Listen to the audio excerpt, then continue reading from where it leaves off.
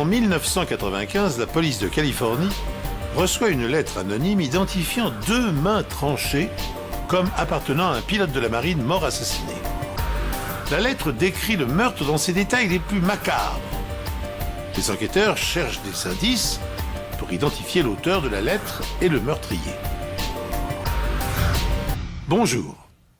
Voici un nouvel épisode des Enquêtes impossibles. Quand les assassins ne reculent devant rien, quand ils brouillent les pistes et effacent les indices, les enquêteurs font appel aux spécialistes de la police scientifique pour leur prêter main forte. Rompus aux techniques les plus sophistiquées, médecins légistes et criminologistes sont les derniers recours pour résoudre les énigmes et débusquer les criminels.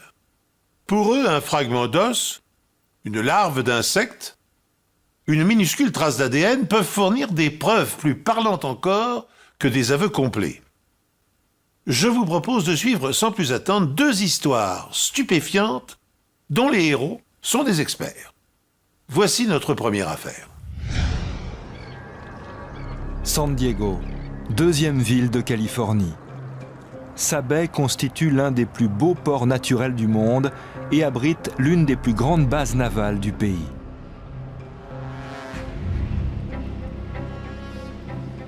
En 1994, des employés de la San Diego Fibers Corporation sont en train de trier des cartons dans un conteneur de recyclage. Lorsqu'ils font une découverte macabre. 2 mains d'hommes. J'ai trouvé ça un peu étrange au début. On ne découvre pas tous les jours 2 mains humaines dans une poubelle. Nous avons recueilli les preuves comme s'il s'agissait d'un homicide ordinaire avec un corps entier. Or, nous disposions seulement des mains. Les radios révèlent une dégénérescence des articulations, ce qui indique qu'il s'agit d'une personne de plus de 60 ans. La taille des doigts et des articulations démontre qu'elles appartiennent à un homme. La main droite possède une marque distinctive. Le pouce est dépourvu d'ongles. Les enquêteurs contactent les morgues et les hôpitaux locaux à la recherche du corps d'un vieil homme sans main. De l'autre côté de la ville, Mary Mead et Terry Holland commencent à s'inquiéter. Elles n'ont pas eu de nouvelles de leur père, Don Hardin, depuis plus d'1 semaine. J'ai contacté toutes les personnes qu'ils connaissaient pour leur demander s'ils l'avaient vu ou s'ils avaient reçu de ces nouvelles. Mais non, rien. J'ai commencé vraiment à m'inquiéter car je n'avais aucune idée de l'endroit où il pouvait être. C'est très difficile à expliquer. On ressent d'abord de la peur, puis de la colère, et finalement de l'inquiétude. L'assassin a-t-il tranché les mains de la victime dans le but de rendre sa dépouille inidentifiable? Alors pourquoi, dans ce cas, les a-t-il abandonnés dans un endroit accessible à tous? A-t-il été surpris en accomplissant sa macabre besogne? Ou espérait-il naïvement que les enquêteurs seraient incapables d'en tirer des indices? L'analyse radiographique révèle qu'elles appartenaient à un homme âgé de plus de 60 ans. Quelques jours plus tard, Mary Mead et Terry Holland signalent la disparition inexpliquée de leur père. Pour faciliter les recherches, elles indiquent que le pouce de sa main droite était dépourvu d'ongles. Fort de ces informations, les experts de la police scientifique procèdent à une comparaison d'empreintes digitales et en déduisent rapidement que les mains coupées appartenaient à Don Hardin, le père des 2 femmes, un retraité de 74 ans, ancien pilote de la marine. Ce fut un choc. J'avais l'impression de me retrouver dans un de ces feuilletons policiers au rabais. Ça n'arrive que dans les films. Nous étions complètement bouleversés. Les enquêteurs se rendent au domicile de Don Hardin. Il a visiblement été cambriolé. La télévision, le magnétoscope, le micro-ondes ont disparu, de même que son pick-up. Le programme de télévision est ouvert à la page du 28 mars. Il s'agit probablement du dernier jour qu'il passa chez lui. Les inspecteurs découvrent de petites gouttes de sang dans la cuisine. Les sols de la salle de bain et de la cuisine semblent avoir été nettoyés avec des détergents et de l'eau de Javel. Nous ne voulions pas croire que notre père était mort. Il avait peut-être été cambriolé, il avait peut-être seulement disparu. On ne perd jamais espoir, jamais. Don Hardin est veuf. Il a déménagé à San Diego quelques années auparavant pour se rapprocher de ses filles. Ses voisins le qualifient d'homme grincheux et difficile à vivre, mais ses filles se souviennent de lui comme d'un père aimant. Chaque fois que l'on se parlait au téléphone, je lui disais « Je t'aime, papa », avant de raccrocher. Et il me disait « Je t'aime aussi, gamine. C'est l'un de mes souvenirs les plus chers. » Monsieur Hardin aide souvent les plus défavorisés. Il emploie des sans-abri pour effectuer de menus travaux chez lui et les héberge souvent dans le camping-car garé dans son jardin. Nous étions rassurés car quelqu'un pouvait immédiatement s'occuper de lui en cas d'urgence. Et il n'était pas seul. Je me disais que c'était vraiment bien, car quelqu'un gardait un œil sur lui tout en lui tenant compagnie et en l'aidant. Il avait ainsi quelqu'un avec qui parler, c'était super. La police est à la recherche des objets qui ont été volés à Monsieur Hardin. Nous avons retrouvé quelques affaires, son portefeuille, son permis de conduire et des médailles militaires. Nous avons exploité cette piste en espérant qu'elle nous mènerait jusqu'à notre suspect. Cependant, elle n'a pas abouti. Les objets ont été retrouvés dans une poubelle. Il était donc difficile de remonter jusqu'à un suspect potentiel. Les enquêteurs ignorent où se trouve le reste du corps de Don Hardin. La fouille de la maison indique qu'il a été cambriolé et agressé.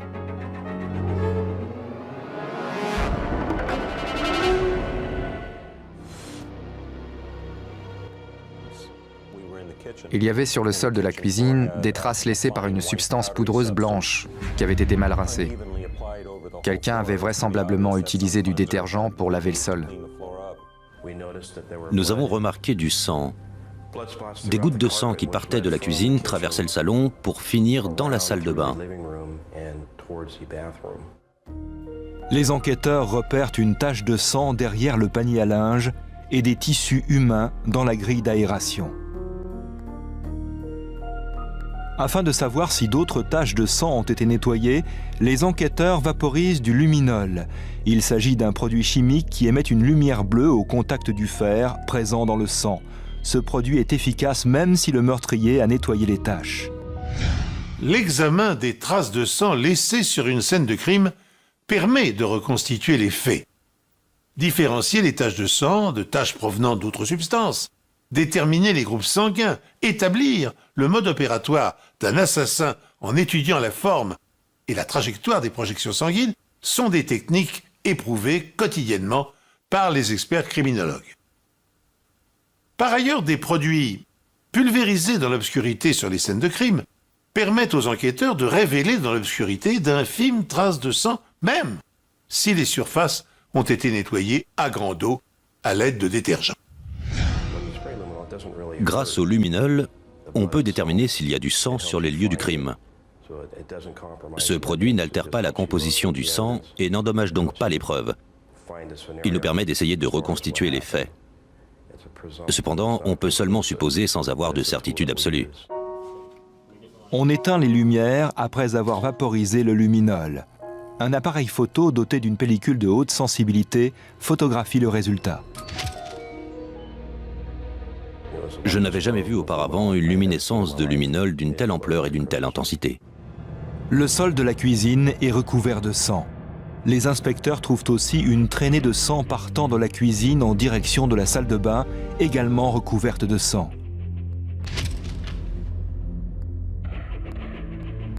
Des tests ADN confirment qu'il s'agit du sang de Don Hardin. Au vu de la quantité de sang retrouvé, les médecins légistes concluent que Don Hardin n'a pas pu survivre à de telles blessures. Je suis allée m'asseoir sur le canapé. L'inspecteur m'a dit « Tout porte à croire que votre père a été tué dans la cuisine, puis démembré dans la salle de bain. » Il est mort et nous en avons la preuve. Je n'ai pas réalisé immédiatement. Au début, je n'y croyais pas. Puis 2 questions se sont posées. Pourquoi et comment est-ce arrivé? Hardin menait une vie paisible, tout comme les autres retraités de la marine de San Diego. Qui avait donc voulu sa mort? Qui en était venu à de telles extrémités pour dissimuler le meurtre? Le jour précédant sa disparition, des voisins affirment l'avoir vu en compagnie d'un des sans-abri qu'il hébergeait dans le camping-car de son jardin. Son nom est Dale Whitmer, un SDF de 41 ans. Son casier judiciaire indique qu'il a déjà été arrêté pour vagabondage et ivresse publique. Mais il n'a aucun antécédent de violence. Whitmer affirme ne pas savoir où se trouve Don Hardin. Il ne l'aurait pas vu depuis qu'il lui a emprunté son pick-up. Il dit qu'il travaille sporadiquement pour Don Hardin depuis des années et le considère presque comme son père. Amis et voisins démentent cependant ses propos. Dale avait confié à des voisins qu'il supportait de moins en moins le vieil homme, qu'il allait bientôt craquer. Il en avait assez que ce dernier se moque de lui, l'insulte et le rabaisse.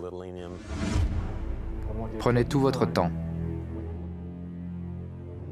Lors de l'interrogatoire, les enquêteurs montrent à Whitmer une photographie des mains sectionnées. Ce sont les mains de Don Hardin. Nous lui avons demandé comment il pouvait le savoir. Selon lui, il avait souvent vu les mains de Don Hardin au fil des ans et les avait simplement reconnues. Whitmer refuse cependant d'en dire plus. La police lui demande de passer au détecteur de mensonges, mais il refuse de nouveau. Les empreintes de Whitmer sont retrouvées dans la maison de Don Hardin. Mais étant donné qu'il travaillait occasionnellement pour lui, cela n'est nullement suspect. Whitmer était très nonchalant. Il avait pratiquement réponse à tout. Il nous a dit qu'il ne savait pas où se trouvait Don Hardin. Ce dernier l'employait de temps en temps et le laissait conduire son pick-up. Il lui aurait également demandé de prendre certains objets de sa maison et de les donner à des personnes démunies.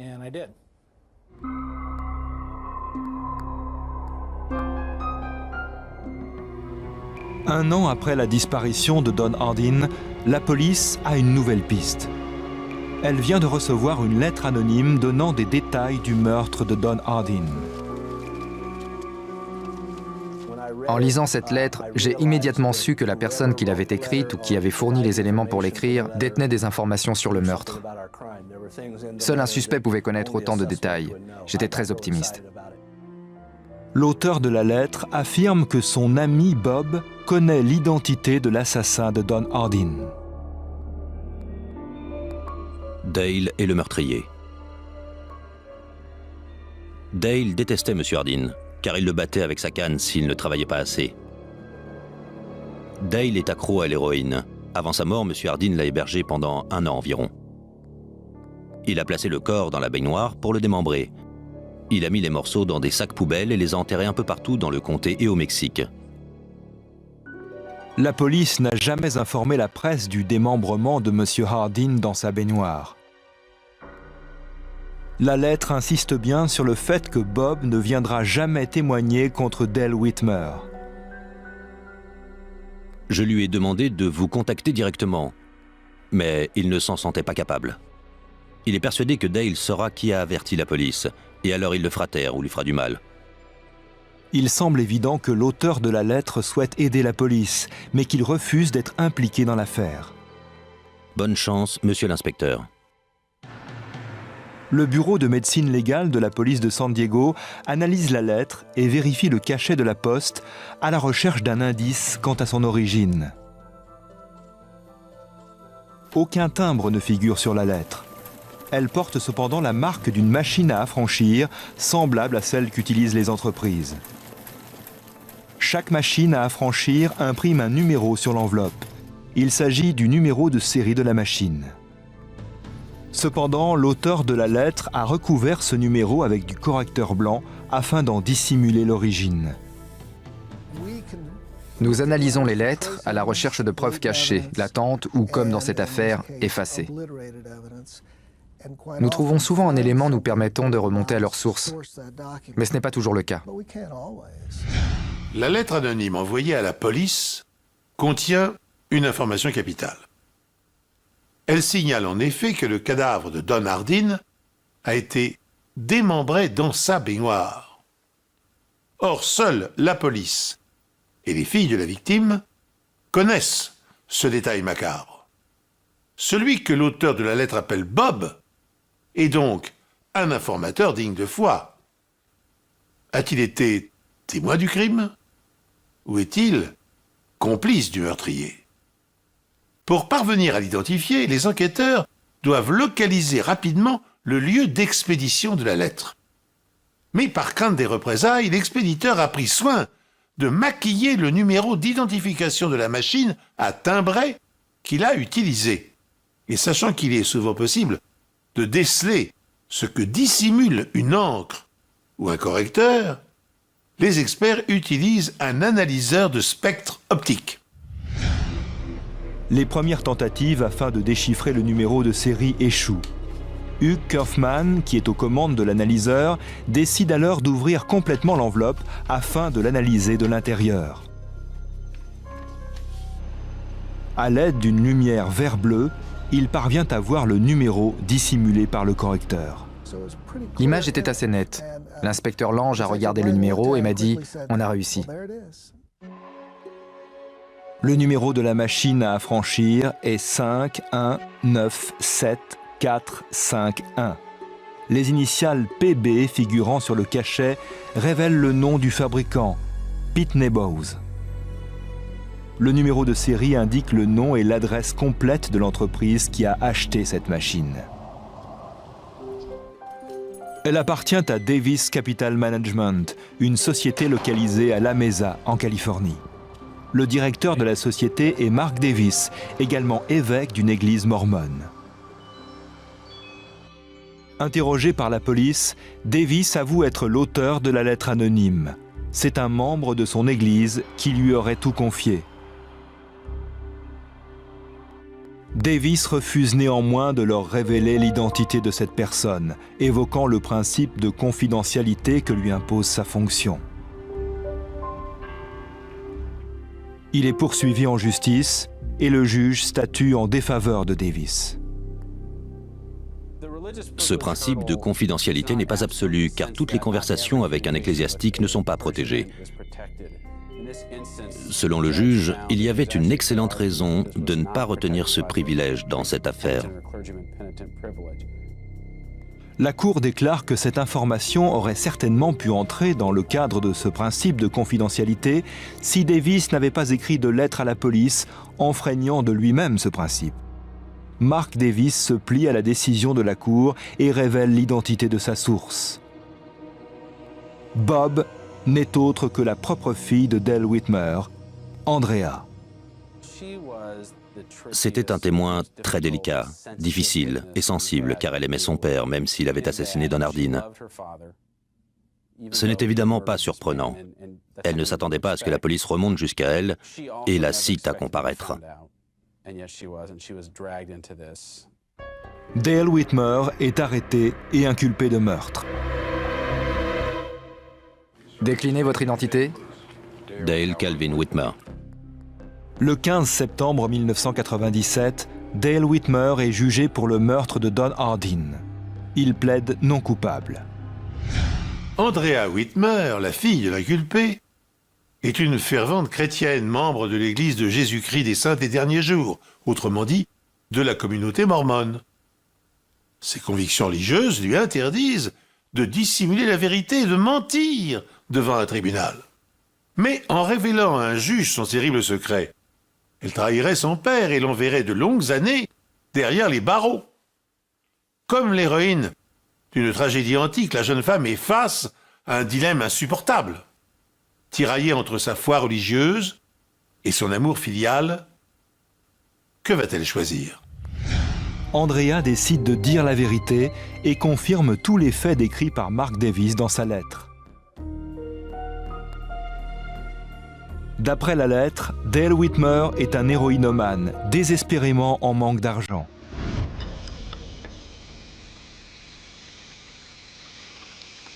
L'accusation avance que Dale Whitmer s'est introduit chez Don Hardin le 28 mars 1994 et l'a assassiné dans sa cuisine.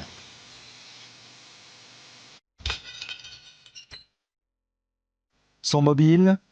Cambrioler le vieil homme et se venger des mauvais traitements qui lui ont été infligés.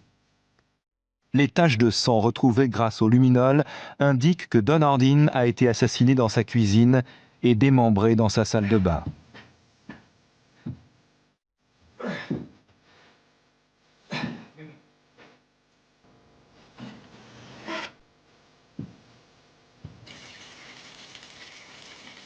Les inspecteurs ont trouvé des taches de sang et des tissus humains derrière le panier à linge et à l'intérieur de la grille d'aération.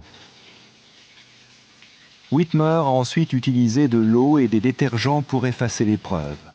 Cependant, le luminol, au contact du fer présent dans le sang, les a rapidement fait apparaître. Whitmer a volé la télévision, le magnétoscope et le micro-ondes de Don Hardin, puis les a revendus pour se procurer de la drogue. Il s'est débarrassé des différentes parties du corps de Don Hardin en les jetant dans des poubelles à San Diego et au Mexique.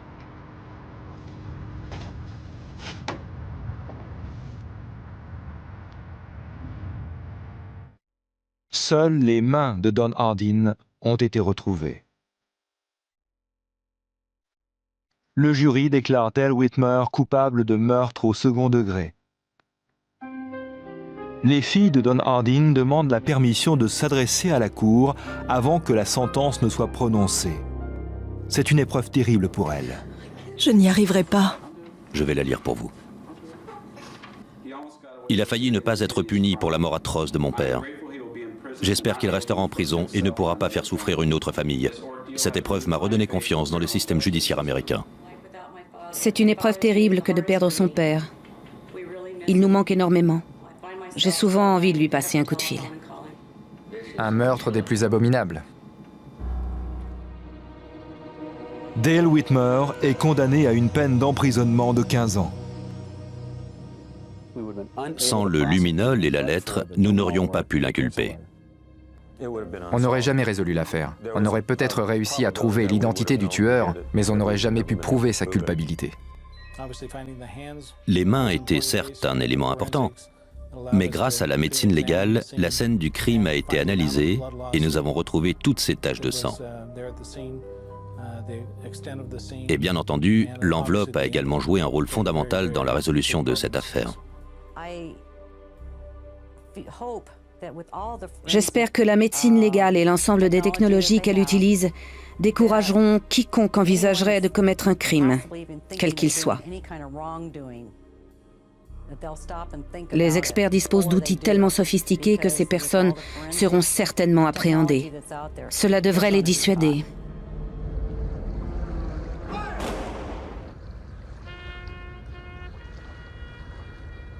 Après le procès, les mains de Don Hardin sont incinérées.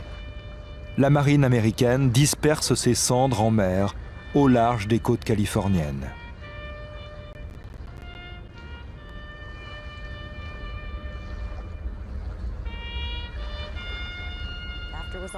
Une fois le procès terminé, nous étions soulagés. Nous pouvions tourner la page. Papa a eu une cérémonie très digne en mer. C'est terminé. Telles étaient ses dernières volontés. Nous les avons donc exaucées.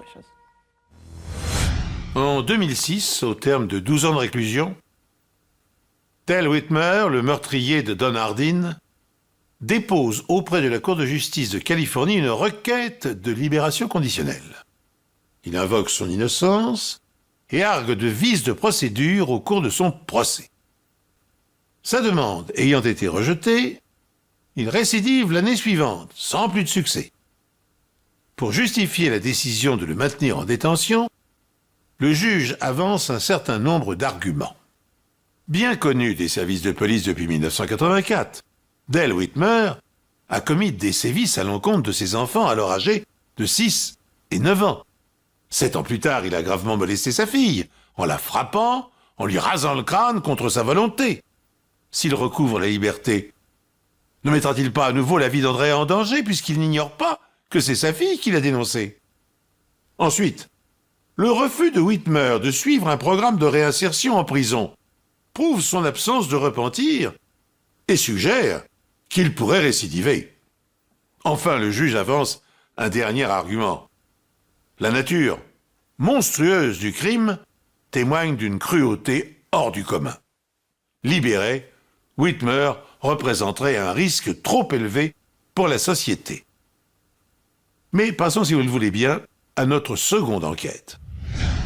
Dans l'affaire que nous allons suivre maintenant, un bébé a perdu la vie dans l'incendie qui a ravagé sa maison. Nous allons voir comment les criminologistes utilisent la science pour traquer les criminels. Leurs expertises sont déterminantes devant les tribunaux. Mais lorsqu'un doute subsiste, mesurent-ils toujours l'ampleur de leur responsabilité? Les experts en incendie appellent triangle du feu la combinaison d'éléments distincts. Un combustible, une maison en bois par exemple, un comburant, c'est-à-dire en général la part d'oxygène contenue dans l'air, et une énergie d'activation, telle qu'une flamme ou une étincelle. L'addition de ces trois facteurs permet à la combustion de s'amorcer. Les policiers locaux n'étant pas des spécialistes, ils se contentent de fouiller les décombres de la maison détruite et déclarent que le foyer d'origine se situe dans le placard de la chambre des enfants. Brittany, la petite fille de la famille, aurait-elle joué avec des allumettes et déclenché le feu? Les soupçons des enquêteurs se portent ensuite sur sa mère. Terry aurait-elle volontairement incendié sa maison pour échapper à des responsabilités devenues trop lourdes? Bientôt, à défaut de pouvoir formuler une autre hypothèse, il privilégie la piste de l'acte criminel. Terry Hinson est acculé.